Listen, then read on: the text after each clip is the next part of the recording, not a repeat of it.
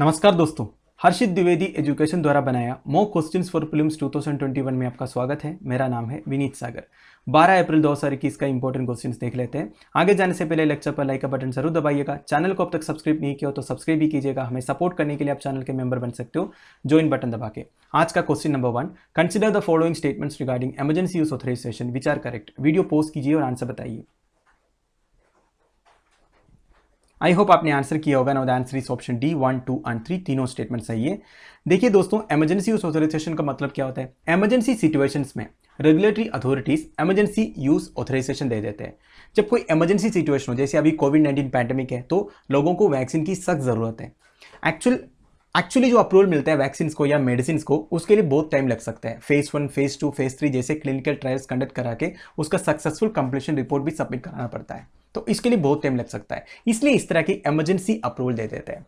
However, there should sufficient evidence to suggest a medical product is safe and effective। देखिए, केवल vaccine के लिए नहीं, कोई भी एक मेडिसिन भी जो एक इंपॉर्टेंट मेडिसिन है, इस तरह की पैंडेमिक को रोकने के लिए या कोई मेन डिसीजेस को रोकने के लिए मेडिसिन भी है, उसको भी इमरजेंसी यूज ऑथराइजेशन दिया जाता है। पर ये जो मेडिसिन प्रोडक्ट है वो सेफ एंड इफेक्टिव होना चाहिए, तब जाके इमरजेंसी यूज ऑथराइजेशन मिलेगा। Final approval is granted only after completion of trials and analysis of full data. देखिए, ये कोई फाइनल अप्रूवल नहीं है, ओनली इमरजेंसी कंडीशन है, इसलिए अप्रूवल दिया जाता है। फाइनल अप्रूवल के लिए जितने भी प्रोसीजर है वो सब कंप्लीट करा के सक्सेसफुल कंप्लीशन रिपोर्ट भी सबमिट कराना पड़ेगा। पर तब तक पब्लिक के ऊपर ये वैक्सीन या मेडिसिन का इस्तेमाल कर सकता है। अब देखिए, इंडिया में इमरजेंसी यूज ऑथराइजेशन मिलने का प्रोसीजर क्या है। इंडिया में इस तरह की अप्रूवल देता है CDSCO, central drug standard control organisation. Indian drug regulations do not have provisions for a EUA। Important point है दोस्तों, इंडिया का जो ड्रग रेगुलेशंस है जो CDSCO के अंदर है, उसमें इमरजेंसी यूज ऑथराइजेशन के बारे में कोई प्रोविजन नहीं है। इसके बावजूद हम इमरजेंसी यूज ऑथराइजेशन का इस्तेमाल करके कई वैक्सीन को अप्रूवल दिया भी है, जैसे कोविशील्ड, कोवैक्सीन जैसा। देखिए रिसेंटली न्यूज में इसलिए आया था, रशियन वैक्सीन है जो स्पुतनिक, उसको भी इमरजेंसी यूज ऑथराइजेशन देने वाला है गवर्नमेंट ऑफ इंडिया। अब हमारा स्टेटमेंट देख लीजिए। Vaccine, medicine and even diagnostic test and medical devices require the approval of regulatory authority before they can be administered. Very correct दोस्तों, केवल वैक्सीन नहीं, मेडिसिन नहीं, even diagnostic test and medical devices को भी इस तरह के एक अप्रूवल मिलना होता है, चाहे कहीं भी हो, इंडिया में नहीं, कोई भी कंट्री में। In India, regulatory authority is the central drug standard control organisation. Very correct. India's drug regulations do not have provisions for a EUA. Very correct. So answer is option D 1, 2 and 3. Statement question number 2. Consider the following statements with respect to Ganges River dolphin which are correct. Video post कीजिए और answer बताइए। I hope आपने answer किया होगा। Now the answer is option B 2 and 3 only. Statement 1 गलत है। देखिए दोस्तों, साउथ एशियन रिवर डॉल्फिन करके एक फैमिली ऑफ डॉल्फिन है। इसमें दो सब स्पीशीज है, एक है Ganges river dolphin and Indus river dolphin. ये जो साउथ एशियन रिवर डॉल्फिन है, ये एंडेंजर्ड कैटेगरी में आता है and they are fresh water dolphin, right. Ganges river dolphin is primarily found in Ganges and Brahmaputra rivers in the tributaries in India, Bangladesh and Nepal. देखिए, Ganges river dolphin केवल गंगा में नहीं, ब्रह्मपुत्र में भी है और इनके ट्रिब्यूटरीज जो इंडिया, बांग्लादेश, नेपाल में है, उधर भी मिलेगा। Indus river dolphin is now found only in, पहले कई रिवर्स में दिखता था, अभी के लिए ये main channel of Indus river in Pakistan में है और river Beas in Punjab in India. ठीक है, अभी के लिए इंडस रिवर डॉल्फिन जो है केवल इंडस एंड इसके one of the tributary Beas है जो पंजाब में है, वही है। अब देखिए गैंगस डॉल्फिन, इसके बारे में कुछ और स्टेटमेंट्स हैं। Ganges river dolphin can only live in fresh water and is essentially blind. देखिए, Ganges river dolphin is blind. Very important statement, ध्यान दीजिएगा। They hunt by emitting ultrasonic sounds. देखिए, जैसे बैट्स हंट करते हैं वैसे ये भी हंट करते हैं। ये प्रे के ऊपर अल्ट्रासोनिक साउंड की इस्तेमाल करते हैं, वो बाउंस बैक होके इसके पास आ जाता है, तब वही अनुमान लगाते हैं प्रे कहाँ है, उसी तरह वो हंटिंग करते हैं। Ganges river dolphin has been recognised by the government of India as its national aquatic animal. ये तो आपको पता ही है दोस्तों, हमारे देश का national aquatic animal Ganges river dolphin है। अब स्टेटमेंट देख लीजिए। Ganges river dolphin is only found in Ganges and its tributaries in India. Wrong, क्योंकि ब्रह्मपुत्र में भी है एंड केवल इंडिया में नहीं, बांग्लादेश, नेपाल में भी आपको गैंगस रिवर डॉल्फिन मिलेगा। Ganges river dolphin can only live in fresh water and is essentially blind. Very correct. Ganges river dolphin has been recognized by the government of India as its national aquatic animal. Very correct. So answer is option B 2 and 3 only. Question number 3. Recently PM Modi has laid the foundation of lighthouse projects under the Global Housing Technology Challenge India at 6 different sites across 6 states in India. Which of the following cities are covered under this project? Video post कीजिए और answer बताइए। I hope आपने answer किया होगा। Now the answer is option E 1 2 3 4 5 6 6 के 6 cities covered है दोस्तों global housing technology challenge India के अंदर। अब देखिए ये न्यूज़ जनवरी में आया था, तब मैंने ये कवर नहीं किया था, इसलिए अभी कर रहा हूँ क्योंकि मुझे इंपॉर्टेंट लगा। देखिए prime minister has laid the foundation of light house projects, छोटे घर की बात हो रही है, as part of global housing technology challenge India. 6 cities में, 6 स्टेट्स में, 6 सिटीज में करीब 1000 के करीब हाउसेस बनेंगे ये जो लाइट हाउस प्रोजेक्ट के अंदर। This is a part of global housing technology challenge India, ये ध्यान दीजिएगा, पीएम आवास योजना के अंदर आता है, राइट। अब देखिए where it is being implemented. Tripura में अगारतला जो कैपिटल है, झारखंड की कैपिटल रांची, उत्तर प्रदेश में लखनऊ, मध्य प्रदेश में इंदौर, गुजरात में राजकोट, तमिलनाडु की कैपिटल चेन्नई में, राइट। तो answer is option E 1 2 3 4 5 and 6। Question number 4, the occurrence of diseases such as white faces disease and running mortality syndrome can be associated with which of the following farming? Video pause कीजिए और answer बताइए।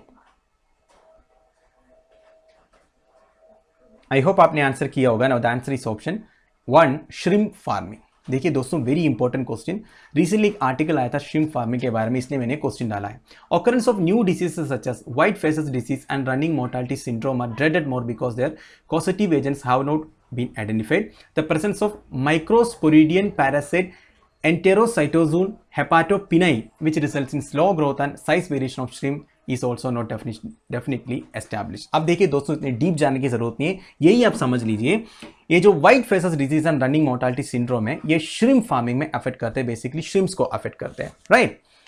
India remains a competitive supplier of value added shrimp to the world. देखिए India one of the largest supplier है shrimps का। Shrimp आप देख ही रहे हो, एक टाइप का सी फूड है, इसको खाते हैं।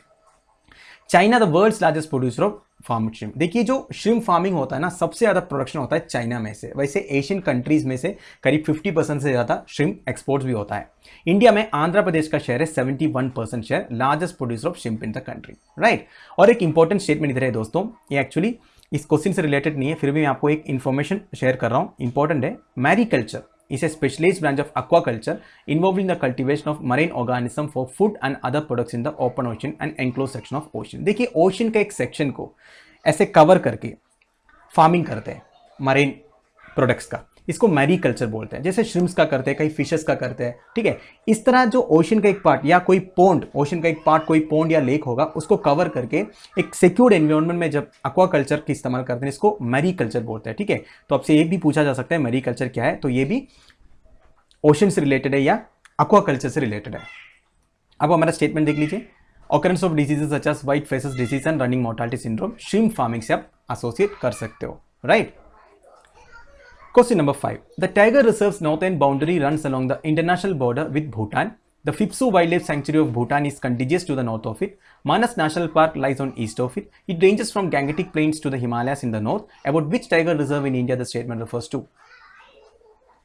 वीडियो पोस्ट कीजिए और आंसर बताइए। आई होप आपने आंसर किया होगा। Now the answer is option 3 बक्सा टाइगर रिजर्व। देखिए प्रोटेक्टेड एरियाज वाला सीरीज में मैंने बक्सा टाइगर रिजर्व के बारे में आपको बताया था, तो ये जितने भी स्टेटमेंट्स लिखा है ना, ये बक्सा टाइगर रिजर्व के लिए एक्ट है। अब देखिए दोस्तों, Buxa tiger reserve is a tiger reserve in the northern west Bengal India, covering an area of 760 square kilometre.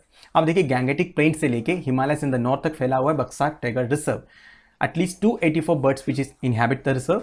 Mammals present include Asian elephant, gaur, sambar deer, clouded leopard, Indian leopard, ये सब आपको Buxa tiger reserve में मिलेगा। Basically it is a tiger reserve. Buxa tiger reserve lies in the Alipurduar district को वेस्ट बंगाल। तो वेस्ट बंगाल के northern part में Alipurduar district में बक्सा टाइगर रिजर्व है। It's northern boundary runs along the international border with Bhutan. देखिए भूटान के जो इंटरनेशनल बॉर्डर है ना, उससे बक्सा टाइगर रिजर्व का बॉर्डर आता है। Phibsoo wildlife sanctuary of Bhutan is contiguous to the north of BTR. अब देखिए सतेन भूटान में एक वाइल्ड लाइफ सेंचुरी है जिसका नाम है फिप्सू वाइल्ड लाइफ सेंचुरी। ये बक्सा टाइगर रिजर्व के साथ अपना बॉर्डर शेयर करता है। एंड मानस नेशनल पार्क है, काफी इंपॉर्टेंट नेशनल पार्क है जो आसाम है, ये बक्सा टाइगर रिजर्व का ईस्टर्न साइड में है। It serves as an international corridor for Asian elephant migration between India and Bhutan. देखो मैंने आपको बताया कि बक्सा टाइगर रिजर्व में जो स्पीशीज है, मैमल्स है, उसमें एशियन एलिफेंट्स भी है। एलिफेंट्स का माइग्रेशन होता है, आपको पता होगा, एलिफेंट कॉरिडोर के थ्रू। तो एशियन एलिफेंट माइग्रेशन होता है इंडियन भूटान के, इंडिया से भूटान में, ये बक्सा टाइगर रिजर्व से। तो this is an international corridor for Asian elephant migration, right. अब हमारा स्टेटमेंट देख लीजिए, आंसर इज बक्सा टाइगर रिजर्व, राइट। तो दोस्तों हमारे डेली 5 मॉक क्वेश्चन इधर खत्म हो रहा है। कल मैंने क्वेश्चन पूछा था, every other solar system planet was named for a Greek और रोमन डीटी। अब देखिए इसका आंसर है अर्थ। अर्थ वर्ड का मतलब है द ग्राउंड, ठीक है। बाकी जितने भी सोलर सिस्टम में प्लैनेट्स है वो सबका नाम कोई ग्रीक और रोमन डीटी के नाम से आया हुआ है। आज का क्वेश्चन देख लीजिए, refrigeration is a process which. इस क्वेश्चन का आंसर आप मुझे कमेंट बॉक्स में बता दीजिएगा। तो दोस्तों ये वीडियो मैं इधर फिनिश कर रहा हूँ। मैं उम्मीद करता हूँ आप लोगों को कुछ ना कुछ सीखने को मिल रहा होगा। वीडियो को मैक्सिमम शेयर कीजिएगा दोस्तों। जितने लोग इस वीडियो को देख रहे हो, लाइक एंड कमेंट के बिना मत जाएगा। आप जितना लाइक एंड कमेंट करोगे उतना यूट्यूब हमारे वीडियोस को रिकमेंड करेंगे। इतना तो आप कर सकते हो दोस्तों। लेक्चर की पीडीएफ एज यूजुअल आपको टेलीग्राम चैनल में मिल जाएगा, जिसका लिंक नीचे प्रोवाइडेड है। Thank you for watching. Bye bye, have a nice day.